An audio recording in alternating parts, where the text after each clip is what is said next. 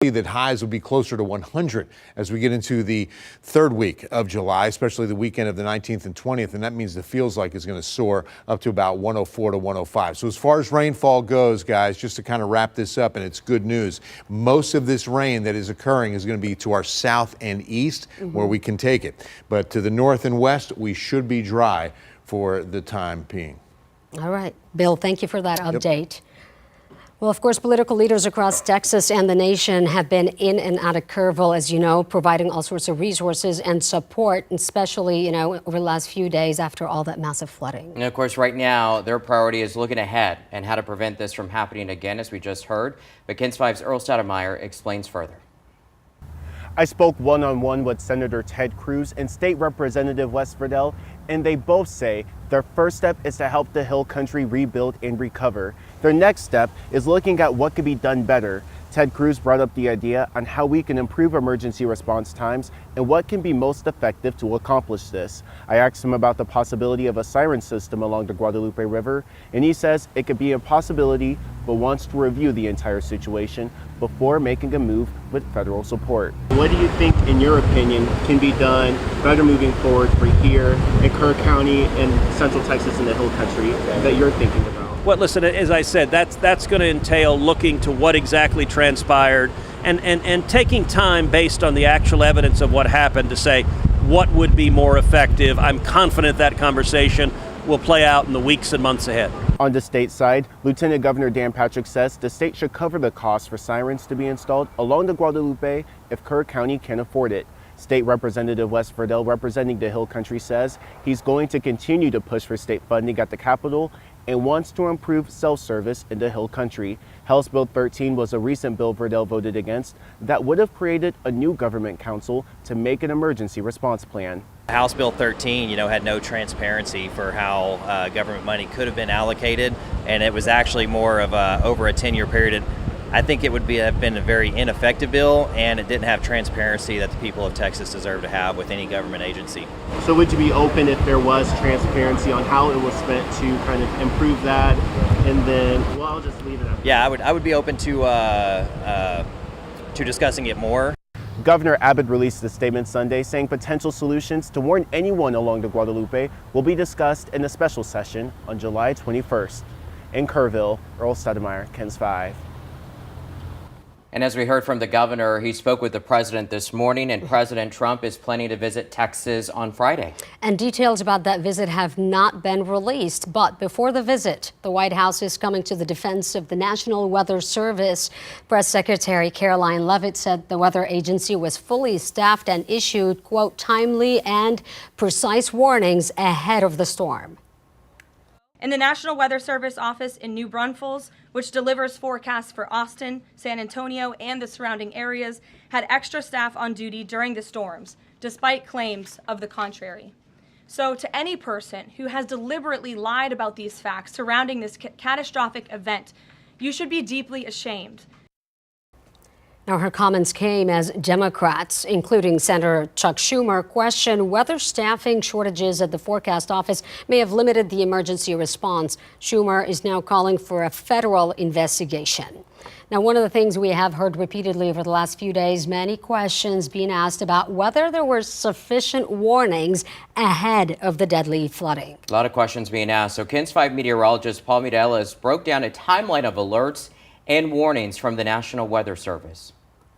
First of all, thoughts and prayers to everybody that was affected in the flooding. But if you haven't seen the timeline leading up to the event, this is pretty much it. We put this together here at the KENS 5 Weather Center. All right, forecasts from the National Weather Service out of San Antonio and Austin, they started mentioning the potential for flooding as early as Tuesday. Of course, not catastrophic flooding, but flooding. And now the day before that Thursday afternoon, a flash flood watch was issued for the Hill Country. And at 6:10, there was a special discussion that came out talking about flash flooding being likely and that the rates would be up to 3 inches per hour.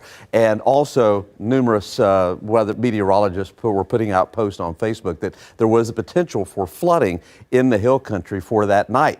Okay, the first warning came out at 1:14. It was a flash flood warning, and that typically triggers the emergency wireless alerts. And then at 2:28, there was a flash flood communication talking about how 5 inches of rain had fallen. And then at 3:35, there was another warning that said that the threat level was considerable. Also, there was at 3:02 a flash flood communication, and then a potentially dangerous situation came out with a flash flood emergency for Kerr County at 4:03. Okay, just how was the river responding? Well, until about 3:30 in Hunt, the river flooding was moderate and then rapidly became major. At Hunt, the Guadalupe River reached major flood stage at about 4:10, and then after that became catastrophic. About the same timeline for Kerrville, hit major flood stage somewhere around 4:10 in the morning as well. So this is a detailed timeline on exactly what happened in that flood. And again, just been a real heavy situation, and our thoughts and prayers go out to all those that are involved. Such a nice breakdown. And by the way, we do have that timeline posted on our social media platforms. So Austin's fire chief is facing scrutiny. Why the city's firefighters say that he should be fired. Also, a lifeline for flood victims. The federal government steps in to protect homeowners from losing even more. Before we go out to break, a quick look at afternoon traffic. Right now, we're seeing a bit of a slowdown on eastbound I-35 in the downtown area. And again, on eastbound 410 between 281 and I-35, there's a slowdown there as well. And here's a live look at TransGuide at the roads around San Antonio. Be safe. We'll be back in just over 2 minutes.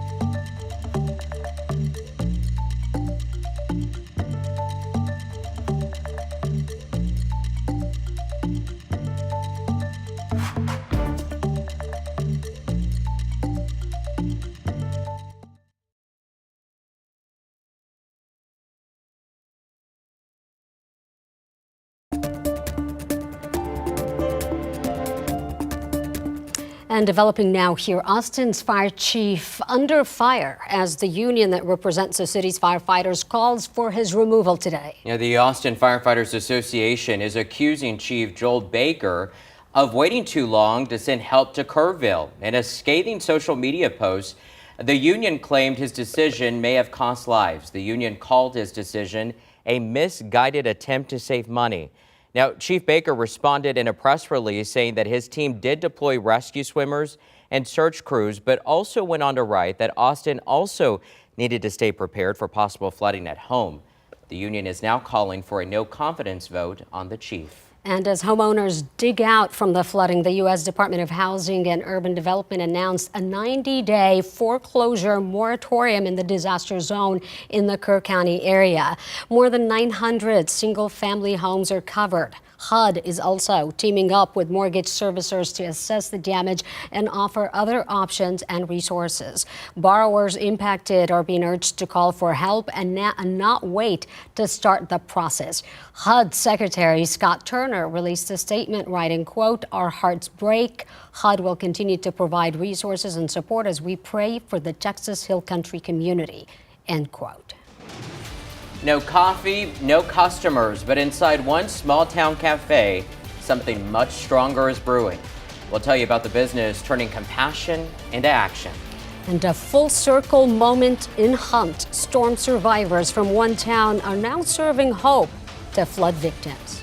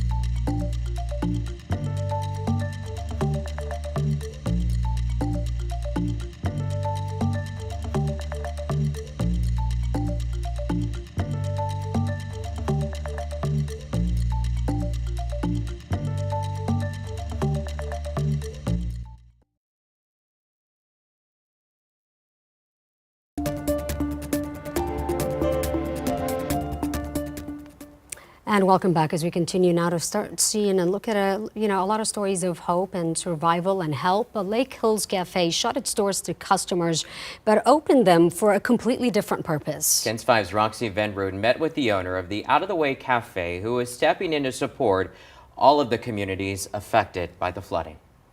Hi. Out of the Way Cafe is closed for the day. How are you? There's no espresso, but an express delivery of kindness. Owner Shane Warman closed the cafe to open it up to his community to accept donations. We are taking clothes right now, clothes donations. We're separating it, sorting it, men's, women's, kids, or whatever, and then making sure that we have them for whenever the time comes that the families need them. Small hands doing big work, loading up supplies to be delivered. It really hit my heart. It could have been me. We're all neighbors, and when the time calls, we just all like to pitch in and help each other. Shane hopes to help the smaller communities often overlooked.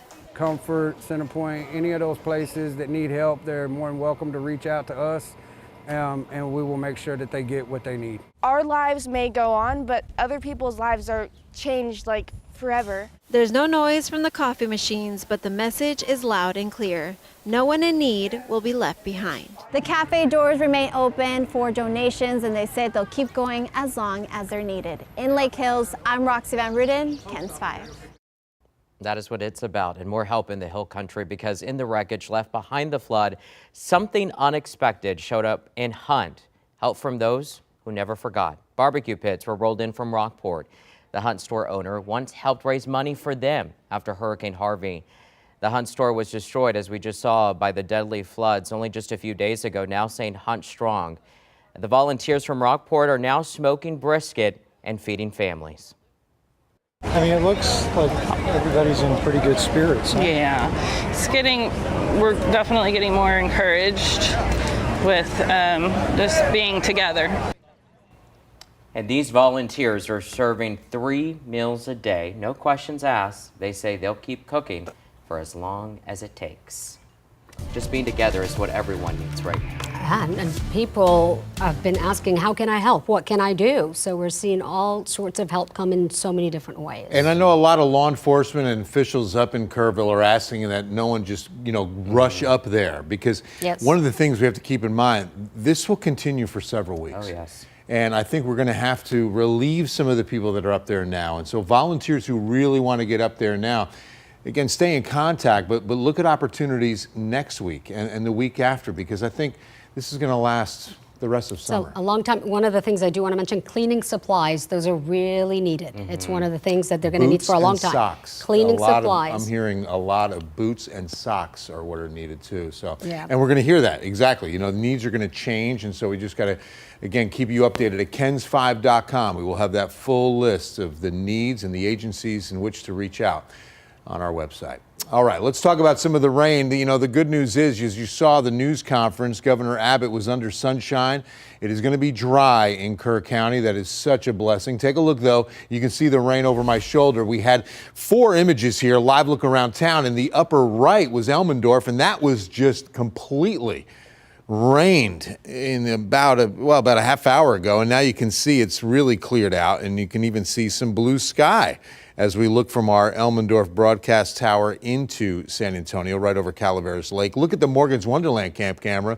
Even downtown, you can see a sun-kissed skyline. So lots of sunshine, and boy, do we need it out there. Temperature-wise, 90 Bandera, but 92 at Hondo. Work into where it's been raining, and you can see a little bit more rain-cooled air, like at Randolph Air Force Base, 82. Get down to Lavernia for 81. Stockdale and Floresville there, too. But look at Pleasanton. Talk about rain-cooled, 74. And then not far away, Devine and Moore, both at 91. So you can definitely tell where we have not gotten much rain, and that's where the heat index is as high as 101 at Pearsall, but then it's only 74 at Pleasanton.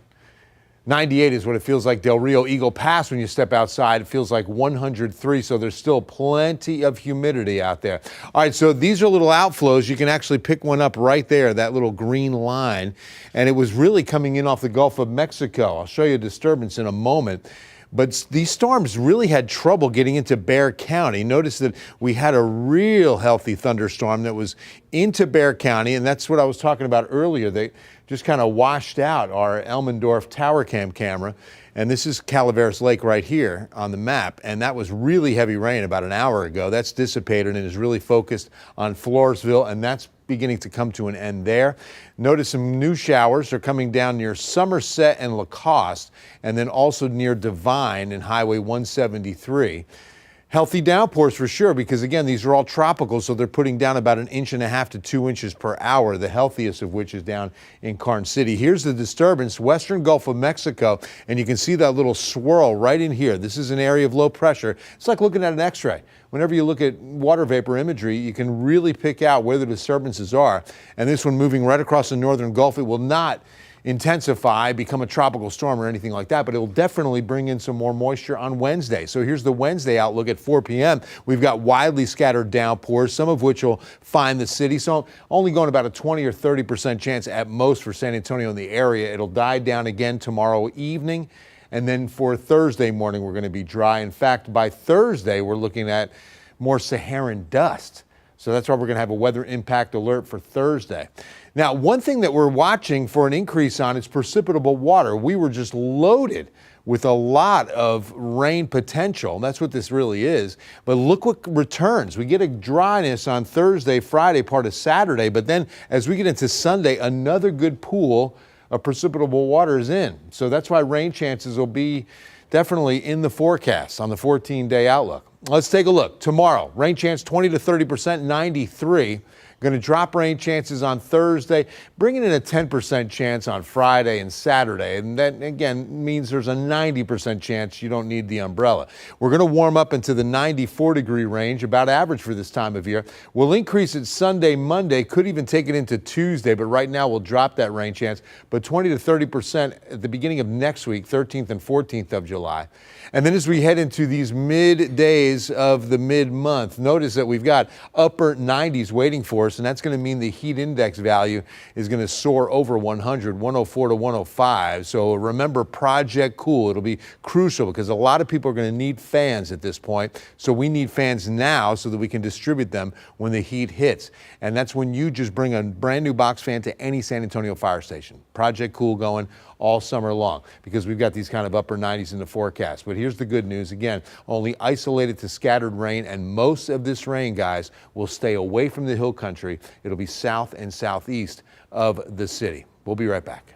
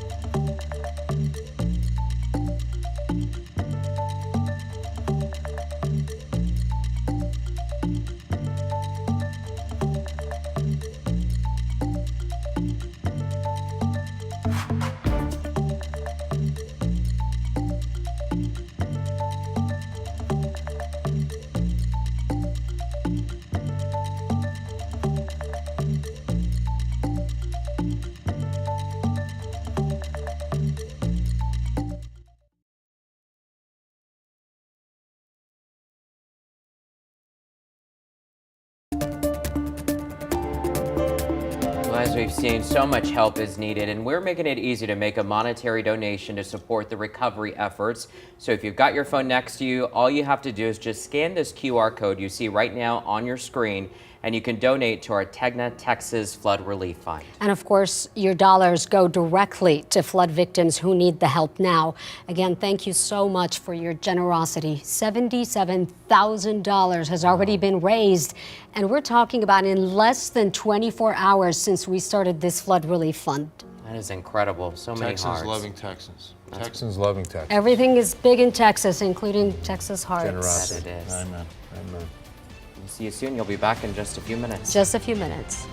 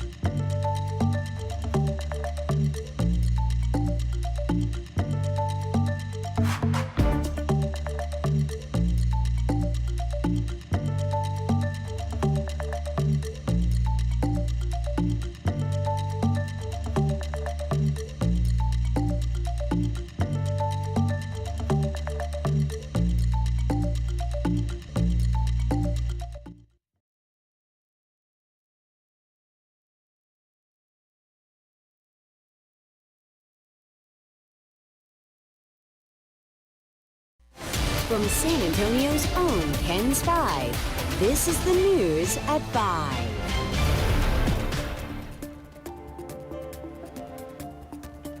And good evening. Tonight we continue our coverage of the devastating floods in the Hill Country. Right now, as we speak, search and rescue crews are still working 24/7 to find those missing. And just in the last hour, we got another really big update from Governor Abbott. We learned at least 161 people are still missing. This in addition to 5 campers and 1 counselor from Camp Mystic. 1 child not associated with the camp also remains missing. The governor reported that the number of people dead from the flooding in Kerr and Kendall County is 94. Now, this is video from a helicopter that the governor and other state officials were in just a few hours ago surveying the damage. And he said that Texas will be with these devastated areas until every last missing person is found. I want you all to know the hearts of our fellow Texans are breaking every single day because of what people of this community and the surrounding area are going through. There's nothing more important on our hearts and minds than the people of this community.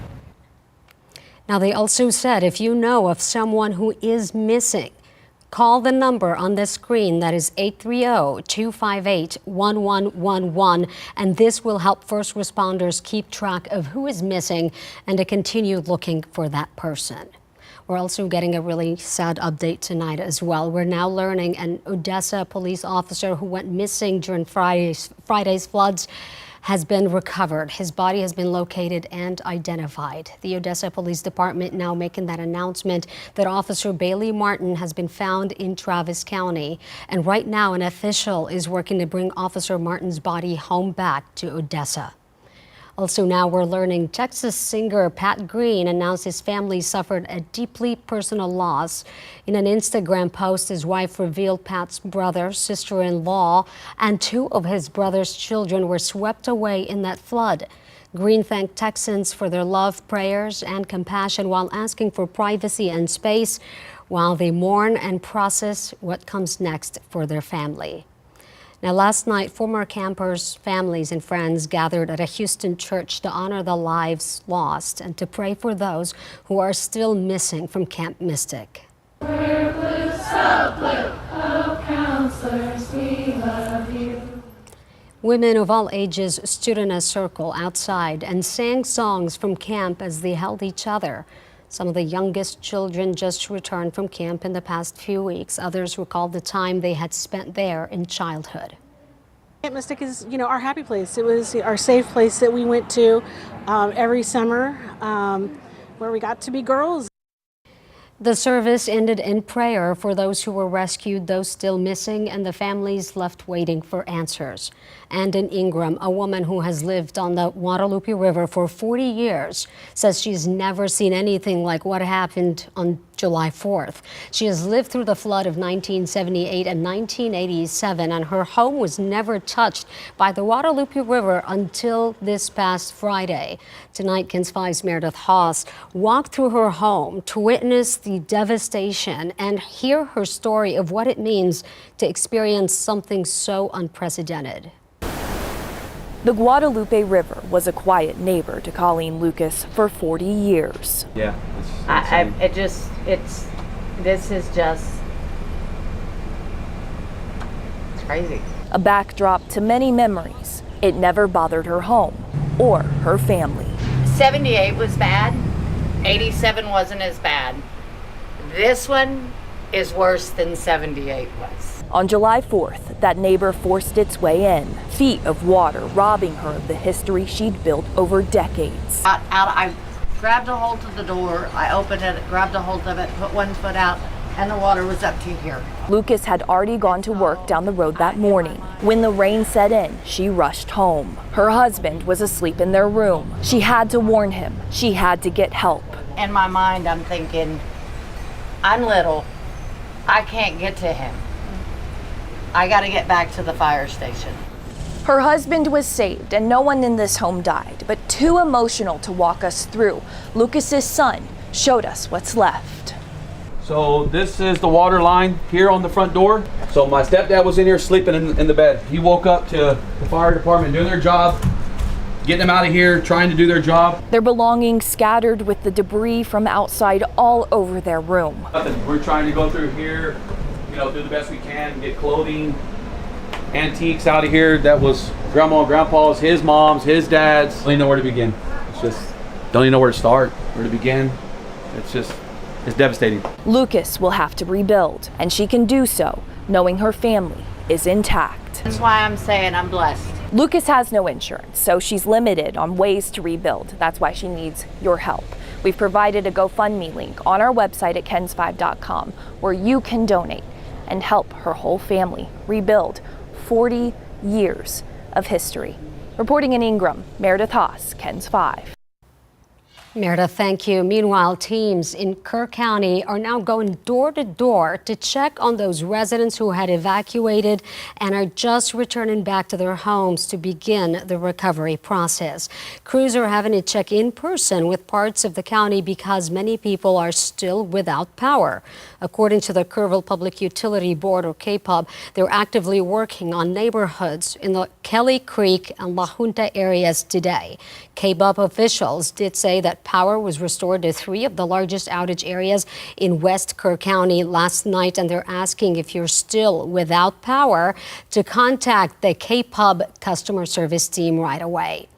Now, today's weather here at home, we saw the first good amount of sunshine in San Antonio and the area. As we take a live look right now from Skycam, it does not mean that the radar is clear.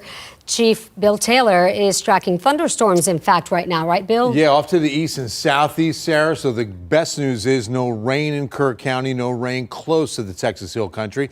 Let's take a look at this radar, and you'll see everything pushing in from the Gulf of Mexico. A western Gulf disturbance is what we're looking at here, and some very healthy downpours, especially around the Victoria area. But look how quickly, these storms are dying down. So before they could really get going and generate a lot of rainfall, we're grateful that they are diminishing. You can actually see one of those outflow boundaries from I-35 going right across the center of your screen. Look at the top of the screen right there, and you can see that outflow. Day 2 of very heavy rain in Atascosa County between Pleasanton and Campbellton, which is southwest Atascosa County, getting very heavy thunderstorms again today. That was an additional inch, maybe inch and a half. And then some isolated downpours near Castroville and far west San Antonio right now. That's the work of that outflow, that little thin band you see moving from east to west and now into Bandera. So we could still see a few isolated pockets of rain develop. I'll be looking out for that. And I've got the updated 14-day forecast coming up. Sarah? Okay, Bill, thank you. Also coming up, pushing for a change in Kirk County. The reason behind the decision of not having a siren and the petition to get a warning system installed.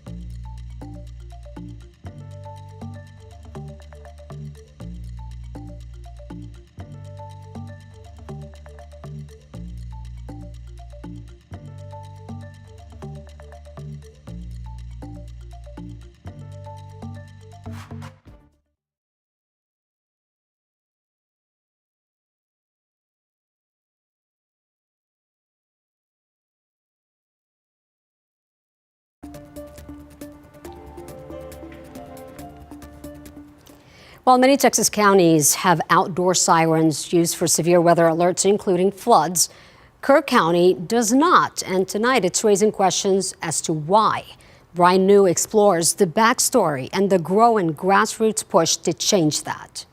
In North Texas, there are hundreds of these. Most of us think about them as tornado sirens, but they can also be used to alert of other severe weather, such as flash floods. Had there been sirens like this in Kirk County, would it have made a difference? It's hard to say, but some believe it might have given people just a few extra minutes to get to safety. We do not have a warning system. It was an omission from Kerr County officials this weekend that's now raising eyebrows. Nearly a decade ago, neighboring counties like Guadalupe and Comal installed flood sirens. Attention. This is a test of the New Braunfels outdoor warning system. New Braunfels, which also has a history of flash floods, has made sirens a key part of its emergency response. But upstream in Kerr County, records show officials considered a warning system in 2017, then rejected it as too expensive. In an August 2016 meeting, a county commissioner at the time voted against a flood engineering study, saying, "I think this whole thing is a little extravagant for Kerr County, and I see the word sirens and all that stuff in here." But it wasn't just local efforts that stalled. A bill in the last Texas legislative session would have created a statewide strategic plan for the use of outdoor sirens and helped fund sirens in rural areas. But the bill's hefty price tag drew criticism as it failed to pass. They know they need it. They have now admitted they need it. They've never accomplished it. And I felt like I needed to do something. As she saw the images, Nicole Wilson of San Antonio decided she couldn't stay silent. So she launched a grassroots campaign urging Kerr County to install a modern outdoor siren system. Wilson says she believes even a few minutes of warning could have made all the difference.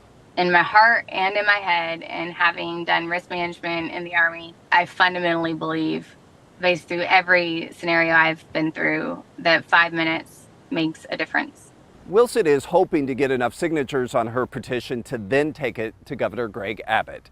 It is worth noting that Kerr County is not the only community without a siren warning system. San Antonio, Austin, and Houston also don't have outdoor sirens.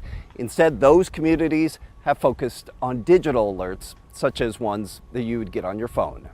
With the I-Team, Brian New, CBS News, Texas. In fact, Lieutenant Governor Dan Patrick says the state should cover the cost for sirens to be installed if Kerr County cannot afford it. And Governor Abbott just a little while ago during a press conference reassuring the public that the Kerr County floods and all these floods will be discussed in a special session on July 21st.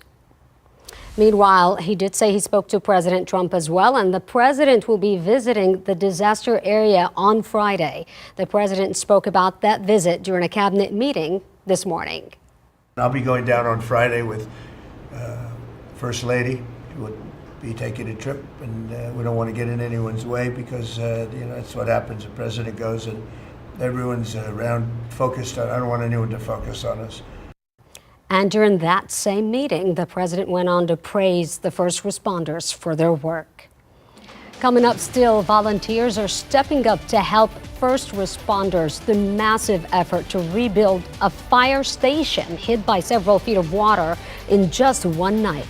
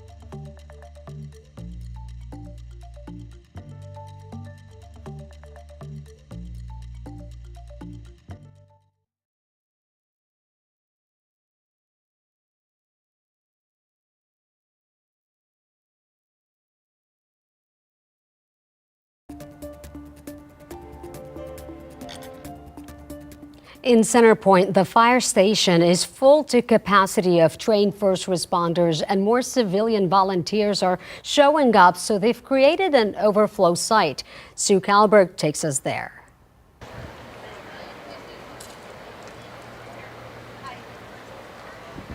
It's Sue Kalberg here at the Center Point Volunteer Fire Department, and this is a beehive of activity. We're just going to take a walk. I've been given permission to not talk to anybody, but just tell you all the good work that is going on here, because this is incredible. This fire station was completely overwhelmed by floodwater Friday morning. The whole place was torn asunder. This just one little tiny example. These guys, rescue dummies, they call them Rescue Randy. You see how they're covered in mud? That's what happened during the flood Friday morning. This whole area was inundated, but guess what happened? Volunteers showed up here and they washed the whole place down. They completely rewired it. All the electricity is new.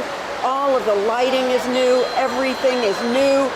In one night, y'all, look at this. Look at this air compressor. They said, look at where the water was. Look how high the water is, taller than me. But they renewed it in one night. And now look at what it is. There's brand new boots. There's brand new gloves. Chainsaws in the box. Bar, oil, fuel for chainsaws. More fuel for chainsaws. You need more gas? You got it. And then look at, oh my gosh, that's a whole pallet full of food. Whole boxes full of toilet paper. Volunteers that are serving up the sandwiches as fast as they can make them. Look at these people are sweating their brains out in here because there's fans, no air conditioning, open bays. Look at all the food. Look at all the donations that have been pouring in after these people were completely decimated. Everybody that I've talked to said, there's nothing surprising about this, because this is the way Texans are.